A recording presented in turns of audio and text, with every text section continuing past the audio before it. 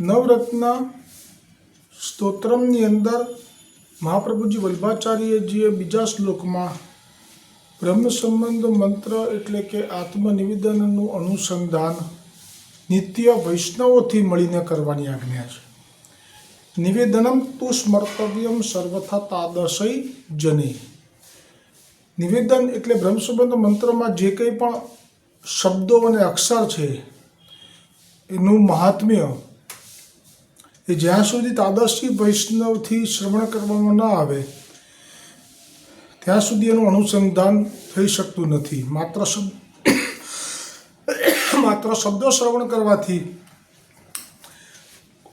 તે અનુસંધાન ન થઈ શકે. એટલા માટે તાદશી વૈષ્ણવથી, પણ તાદશી વૈષ્ણવ એ તો દેહ ધર્મ વગેરેથી પર હોય એ દુર્લભ છે અત્યારના સમયે, વર્તમાન સમયે. તો જે પણ 84 અને 252માં તાદશી વૈષ્ણવ છે, આપણે એમના ચરણે બેઠા છીએ, એમની સન્મુખમાં, અને આ નિવેદન કરી રહ્યા છીએ, ભાવ રાખીએ છીએ. અને તે બ્રહ્મ સંબંધ મંત્રનો જે અનુવાદ છે ગુજરાતીમાં, તેનો આપણે લાભ લઈ રહ્યા છીએ નિત્ય નિયમથી.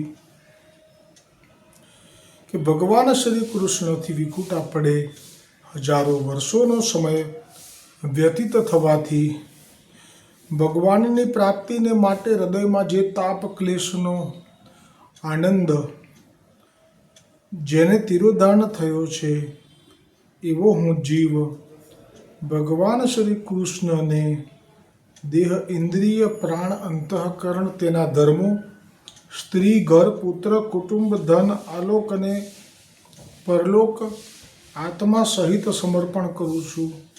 હું દાસ છું, હે કૃષ્ણ, હું તમારો છું. આ જે સમર્પણ છે એ પોતાની પાત્રતા પ્રમાણે એનો અનુભવ થાય છે. દરેકની પાત્રતા જુદી જુદી છે, દરેકનો ભાવ પણ જુદો જુદો છે. કોઈ તામસ ભાવ છે, તો કોઈ સાત્વિક ભાવ છે, તો કોઈ રાજસ ભાવ છે. અને એનો પણ એક વિશેષ આનંદ છે. બધા એક સરખા હોય તો પણ એ લાભનો આનંદ ના મળે. જેમ કે તામસ જે હોય છે એ લોકો મુખરતા દોષ ક્યાં તો બહુ જ બોલવાવાળા હોય છે, અટપટુ. તો એનો પણ રસ પ્રગટે બ્રહ્મ સંબંધ થયા પછી, પહેલાં નહીં. તો આ જે 84 વૈષ્ણવો જે છે એ મહાપ્રભુજીના સેવકો કહેવાય છે, જેમને નિર્ગુણ કહ્યા છે, જેમાં રાજસ, તામસ અને સાત્વિક એવા ગુણો નથી. એટલે જ મહાપ્રભુજીના સેવકોને બહુ જ પ્રકાંડ પંડિત એવા સામર્થ્યવાન જેવા દર્શન થાય છે.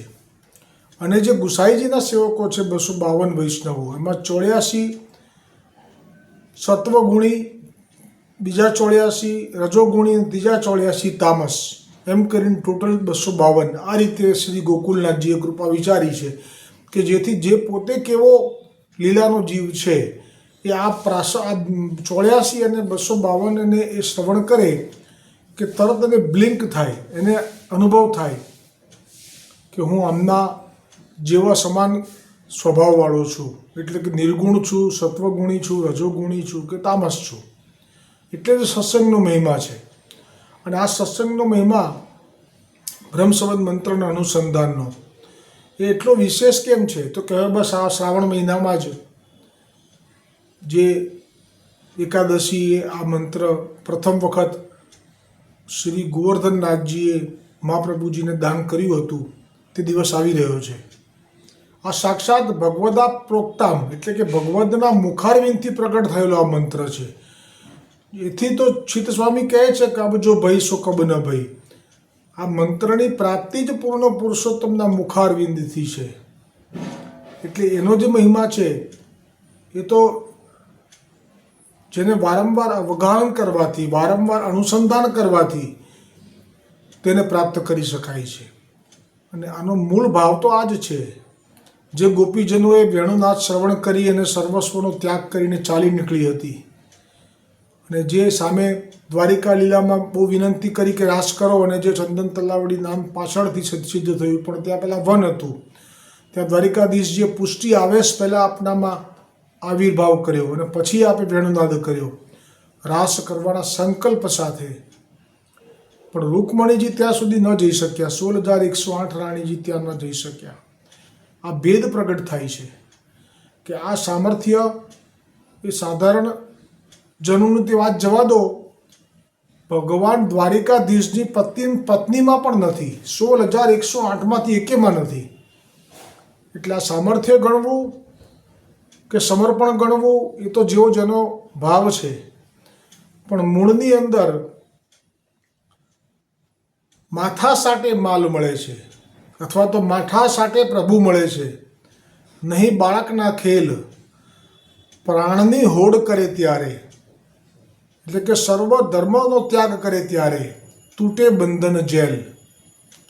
પછી એ વિચાર જ ન કરી, ગોપીએ વિચાર જ ન કર્યો કે અમારો પગ એકવાર આ ઘરની બહાર પડશે પછી અમારા પતિ, અમારા માતા પિતા, અમારા સાસુ સસરા એમને અંગીકાર નહીં કરે. કેમ કે આ તો આપણા પણ સનાતન ધર્મમાં પણ આ પણ ચરિત્ર એક જેને દાગીનાની જેમ સાચવવામાં આવે છે, અને જે ચરિત્રહીન થાય છે પછી એનો સંસાર બહિષ્કાર કરી દે છે, એને નાત બહાર કાઢે છે.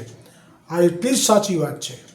એ સમયમાં તો બહુ જ હતું કે જો કોઈ દીકરી કે વહુ જો એકાદ દિવસ રાત્રિ માટે પણ જો બહાર રોકાણ કરીને પાછી આવે તો પછી એને ઘરમાં કાયમ માટે દરવાજા બંધ થઈ જાય. આ પ્રસંગ અયોધ્યામાં જ બનેલો છે. પેલી ધોબીની પત્ની ગઈ, એક રાત રહીને આવી, હવે એના પિયર ગઈ છે એવું કહે છે, પણ પતિએ એમ વિચાર્યું કે ના, તું પિયર તો નથી ગઈ, તું બીજા પર પુરુષ સાથે રાત્રિએ સૂઈને આવી છું, એટલે તું હવે મારા ઘરમાં પગ ના મૂકી શકે. આ મેં એટલા માટે વર્ણન કર્યું આ પ્રસંગનું કે આ જ સ્થિતિ 16,100 જે રાણીઓ હતી એને પેલો જરાસંધ 18,000 થાય ત્યારે હું એની સાથે લગ્ન કરીશ એમ કરી અને એણે બધા જ રાજાઓની કન્યાઓને ભેગી કરી હતી. પણ સંકલ્પ એવો હતો કે અમુક થાય પછી લગ્ન કરીશ, એટલે એણે એનો સ્પર્શ નહોતો કર્યો. ઉઠાવી લાવ્યો ત્યારે જે સ્પર્શ કર્યો એ પણ પેલો લૌકિક સ્પર્શ નહોતો કર્યો, અને જેલમાં રાખી હતી. અને એ જેલની અંદર એ જે જાણ્યું કે પ્રભુ સ્વયં પ્રગટ થયા છે, હવે એ જ આપણો ઉદ્ધાર કરશે. તો ખરેખર પેલા બ્રાહ્મણ જરાસંધના, મારી ભૂલ થઈ, આ જરાસંધ નહીં, જરાસંધે તો રાજાઓને કેદ કર્યા હતા, અને અમુક રાજા થાય પછી એમને એનું બલિ કરવો એવું નક્કી કરેલું. આ મારી વિષયાંતર થયું એટલે ભૂલ થઈ. આ જે છે ભૌમાસુર છે કે જેણે 16,100 કુંવારી કન્યાઓને, રાજકુમારોની, રાજઘરાનાની એણે ભેગી કરી હતી, અને અમુક હજાર થાય, 16,000 તો નહીં પણ અમુક હજાર થાય પછી હું લગ્ન કરીશ, એટલે એને લૌકિક સંબંધ તો નહોતો કર્યો. પણ પછી એમની મુક્તિ માટે સત્યભામા નિમિત્ત બન્યા, અને એ લીલા પણ અટપટી છે. ભૂમિદેવીનો અવતાર છે સત્યભામા. આ ભૂમિદેવીનો જ પુત્ર છે ભૌમાસુર. પુત્ર થયો ત્યારે જ કા સમયે સંબંધ કરવાથી થયો હતો ઠાકોરજી ભૂમિદેવીનો, એટલે અસુર થયો. પછી અસુરને તો શ્રી કૃષ્ણ મારી નાખે છે એવી ખબર છે પૃથ્વીદેવીને, ભૂમિદેવીને, એટલે વરદાન માગી લીધું કે તમે મારશો નહીં. અને પ્રભુ તો અસુરોને તો મારે જ છે, કેમ કે સાધુ સંતોને પીડવાવાળા છે. આ બધા ગાયોને, બ્રાહ્મણોને, યજ્ઞોને ભંગ કરવાવાળા છે. એટલે ભગવાને કહ્યું કે ના, એવું તો ના કરાય મારાથી કે મારીશ નહીં એમ, પણ જ્યાં સુધી તું નહીં કહે ત્યાં સુધી નહીં મારું. એટલે એને તો એમ જ હતું કે હું તો કહેવાની જ નથી, હું તો માં છું, શું કરવા કહું. લીલા પ્રભુ કરવા માગે તો એ ધારે એ થાય. એ જ ભૂમિદેવીનો અવતાર અહીંયા સત્યભામાનો છે, અને સત્યભામાનું સ્વરૂપ સ્મૃતિ જતી રહી કે હું પૃથ્વીદેવીનો અવતાર છું. અને સત્યભામાએ સામેથી કહ્યું કે આ 16,100 કન્યાઓને આવી જકડી રાખી છે, આ મુક્ત કરો અને પેલાને મારી નાખો. એટલે છેવટે એ જ લીલા થઈ જે પ્રભુની ઈચ્છા હતી. તો આ મૂળ વાત ઉપર આવું તો આ 16,100 સ્ત્રીઓને જ્યારે મુક્ત કરી ત્યારે આ જ સ્થિતિ થઈ કે અમે તો અમારા ઘરમાંથી ગઈ. હવે એ સમાજ એવો હતો એ સમય, અને સાચો હતો. જો ન કરે તો બધા ઉચ્છૃંખલ થઈ જાય. એટલે પોતાની ચરિત્રની લાજની રક્ષા કરવા માટે સ્ત્રીજનો સાંજના સંધ્યા સમય પછી ઘરની બહાર નહોતા નીકળતા. આ પણ વાત હતી. અને એકલા તો ક્યારેય પણ ના જાય. આવી રીતે રાત્રિએ હવે આટલા વખત સુધી આની પાસે રહ્યા એટલે હવે એના માતા રાજા હોય જે કન્યાના કુંવરીના એ લોકોએ ના પાડી દીધી, હવે અંગીકાર નહીં કરીએ. અને આ ભગવાન શ્રી કૃષ્ણને કહે છે કે આપણે એમને મુક્ત કરી, પણ હવે અમે જઈશું કે અમને કોણ અંગીકાર કરશે, અમારો કોણ સ્વીકાર કરશે? કારણ કે અમારા માટે તો બધાની દ્રષ્ટિ આવી થઈ ગઈ, અમને કોઈ રાજાનો કુંવર પણ નહીં મળે કે જે અમારી સાથે લગ્ન કરશે. અમારું જીવન તો હવે દુઃખમય થઈ ગયું. પણ આપ તો પ્રભુ છો, આપ ઉગારો. ત્યારે આપ કરતુમ સર્વ સામર્થ્ય એવા પ્રભુએ એ 16,100 જે કુંવારી કન્યાઓ હતી એને યોગ માયાથી દ્વારિકા પધરાવી. અને એ પધારે એ પહેલાં તો વિશ્વકર્માને કહીને એ જે 58,000 મેં કીધું હતું, પણ મને યાદ નથી રહ્યું, આવશે ગર્ગ સંહિતામાં કેટલા કિલોમીટરનો વિસ્તાર છે દ્વારિકા નગરીનો જે ડૂબી ગઈ છે. એ બહુ જ વિસ્તાર છે એનો, એ વિષ્ણુનું ઘર છે. એટલે આપે ત્યાં 16,100 ભવન સિદ્ધ કરાયા પહેલાં તો વિશ્વકર્માથી રાતોરાત. પછી આ બધાને ત્યાં લઈ ગયા અને બધાને સાથે એક જ મુહૂર્તમાં 16,100 રૂપ પ્રગટ કરી લગ્ન કરી લીધા. તો આ જે ગોપીજનોનો જે આ માર્ગ છે એ જે રૂક્ષ્મણીજી કે એમની 16,100 રાણીઓ જે હતી, ભેગું થઈ જાય છે, કેટલી રાણીઓ હતી? હા, બસ એ જ. તે એમને દ્વારિકાધીશજીએ અંગીકાર કરી અને જે એમને પોતાની પત્નીનો દરજ્જો આપી દીધો. તો આ જે માર્ગ છે ખરેખર માથા સાટે માલે. તો આવી રીતે અસુર લઈ ગયો હતો અને પછી પણ ગોપીજનોએ તો પોતાનું હમણાં જન્મેલું બાળક છે જેને સ્તનપાન કરાવી રહી છે એને પણ મૂકી દીધું છે. એટલે કહ્યું કે માથા સાટે પ્રભુ મળે છે. આ માર્ગ જ બધા માટે નથી, એટલા માટે જ નથી કે કોણ પોતાના બાળકને કોઈ પણ સાંભળે તો કે જાઓ આવું તો અમારથી નહીં થાય. ના જ થાય, બધાથી ના થાય. આ એટલે સમર્પણમાં બધા નથી આવી શકતા. બ્રહ્મ સંબંધમાં એ જ આવી શકે છે કે જે બધું જ પરમાત્માને ન્યોછાવર કરી દે સંપૂર્ણ. હું સૌ ખંખેરી નાખું છું, શ્રીજી તારું તુજને આપું છું. હું સૌ ખંખેરી નાખું છું, શ્રીજી તારું તુજને આપું છું. મારી પાસે કઈ નવ રાખું છું, શ્રીજી તારું તુજને આપું છું. પાપો કે પુણ્ય સંગાથે કર્યા હશે મારા હાથે, આપી હળવો થઈ નાચું છું, આપી હળવો થઈ નાચું છું. પ્રભુ તારું તુજને આપું છું. ગોપીજનોનું સમર્પણ કેમ આટલું સુંદર છે? એમણે પાપ પુણ્યની વાત જ નથી વિચારી, બધું આપી દીધું. હવે પુણ્ય શું ને પાપ શું? સતત જ આપમાં જ રમણ કરે છે મન ગોપીજનોનું. હવે એમને પાપ પુણ્યની ખબર જ નથી. એમનું તો ચિત્ત જ પ્રભુમાં છે, લીલાઓમાં છે. ગોપી ગીતમાં પણ જે પ્રસંગ છે એમાં જે ઠાકોરજીની લીલાઓનું વર્ણન કર્યું અને જે વેણુ ગીતમાં છે કે જ્યારે આપ ત્યાં જાઓ છો વનમાં તો આપ જે લીલા કરો છો એ ગોપીજનોનું જે સમર્પણ છે એ જ આ બ્રહ્મ સંબંધ મંત્રમાં છે. અને અત્યારે જે ભૂતલ પર આ જે બ્રહ્મ સંબંધ મંત્રનો અનુસંધાન કરીને જે લાભ લઈ રહ્યા છે આ જ લાભ છે કે સત્સંગ પૂરો થાય પણ ચિત્ત ભગવાનમાં.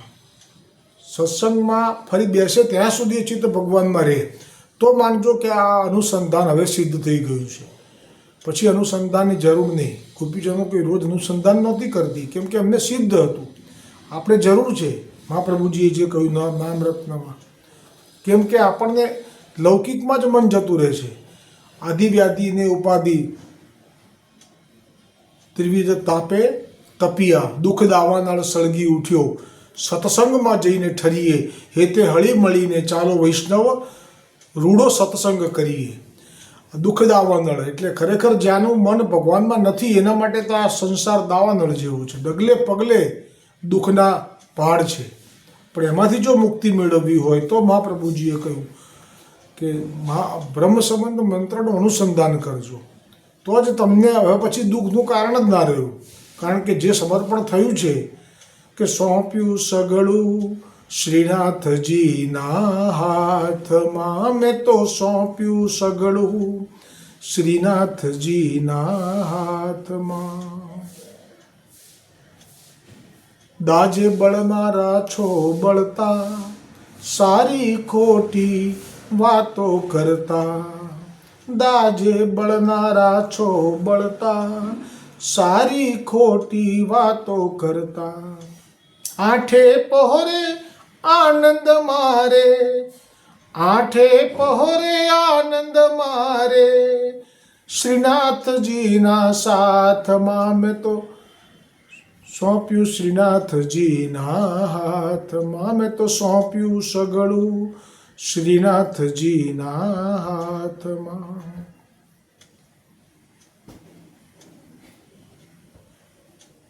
આ જે સ્થિતિ છે એ સ્થિતિ સુધી પહોંચવા માટે અધિકાર માત્ર બ્રહ્મ સંબંધ થયો છે તેમનો છે, પુષ્ટિ માર્ગ માટે. અને મર્યાદા માર્ગ માટે તો મર્યાદા પુરુષોત્તમ રામચંદ્રજીનું નામ પણ લઈ લે ટૂંકામાં ટૂંકું તો પણ એને અંતરમાં શાંતિનો અનુભવ થઈ જાય છે. એટલે એ લોકો એના માટે પણ પુષ્ટિ માર્ગ માટે તો પૂર્ણ પુરુષોત્તમ, મર્યાદા પુરુષોત્તમ એ જે મેં કહ્યું એમ પુલિંદીજનોને મર્યાદા પુરુષોત્તમથી જ ભક્તિ મળી. એમના દર્શન કર્યા ભીલજનોએ વનવાસના રામજીના, એમાંથી મળી.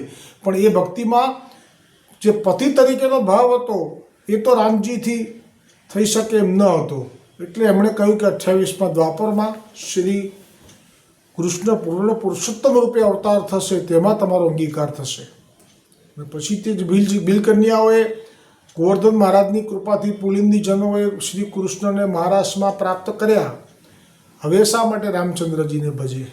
હવે એમનું અનુસંધાન શ્રી કૃષ્ણમાં સહજ થઈ ગયું, કારણ કે એમને પ્રત્યક્ષ દર્શન થયા વ્રજમાં. એમના જે ચરણની નીચે જે ચંદન હોય, જે નીચે ઘાસ ઉપર લાગે, એને એ લઈને છાતી પર લગાવીને બળતરા શાંત કરતા. અને ગોવર્ધન મહારાજે જાણ્યું કે હવે એ તપી છે, પછી આપે કૃપા કરી અને ઠાકોરજીએ રાસ વખતે બધી ભીલ કન્યાઓને પ્રેરણા કરીને બોલાવી. અને એ પણ ત્યાં બાવરી થઈ ગઈ, ઠાકોરજીનો રાસ થઈ રહેલો. ઠાકોરજી એમના માટે પણ રૂપ લઈ લીધા એટલા જ. અને એ ભીલ કન્યાને પણ જે લાભ ગોપીજનોને આપ્યો એ આ ગોપીજનોને પણ આપ્યો. એ જ પ્રમાણે એના ખભે મસ્તક મૂકી દેવું, એની વેણી ગૂંથવી, આપના ઉપરનાથી એનું શ્રમ જલ બિંદુ એટલે કે પરસેવો પહોંચવો, એ બધા જ ભાવો એના પણ પૂરા કર્યા. એવો આ દુર્લભ માર્ગ છે. અને એટલા માટે જ આ બ્રહ્મ સંબંધ મંત્ર એનું અનુસંધાન જેમ જેમ થતું રહેશે, જેમ જેમ ઘૂંટાશે, એમ સ્વાભાવિક જ ચિત્તમાંથી શ્રીનાથજી ગોવર્ધનનાથજી સિવાય બીજા બધા જ સ્વરૂપો તિરોહિત થતા જશે. કારણ કે આ પૂર્ણ પુરુષોત્તમ છે, આપને નીચે છે બધા, આપથી ઉપર કોઈ નથી. અને જે મળ્યું છે, શું મળ્યું છે એ આપણને યાદ રહેતું નથી, એટલે આપણે જ્યાં ત્યાં ભટકીએ છીએ. એના માટે અનુસંધાન છે. તો આજનો આ સત્સંગ અનુસંધાનનો અહીંયા પૂરો થાય છે. બોલો ગોવિંદ ઘાટ કી જય હો, બ્રહ્મ સંબંધ મંત્ર કી જય હો, ગોવર્ધનનાથ કી જય હો, વલ્લભાધીશ કી જય હો.